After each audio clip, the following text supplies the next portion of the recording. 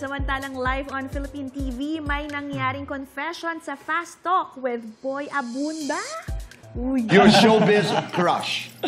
Lizelle Lopez. Wow. Aba, nangyari ang pag-amin ng sumalang si Martin sa Fast Talk kasama ang kapwa-kontrabida niya sa lolong bayani ng bayan na si John Arcilla. Almost 2 years ago, ni-reveal din ni Lizelle na si Martin ang kanyang showbiz crush. Matatanda ang nagkasama noon sina Martin at Lizelle sa kapuso serye na Voltes 5 Legacy. Pati recently sa Asawa ng Asawa Ko. Ano, next level na yan, Char. Single ba? Single. Pwede. Gusto mo bang mauna sa mga balita?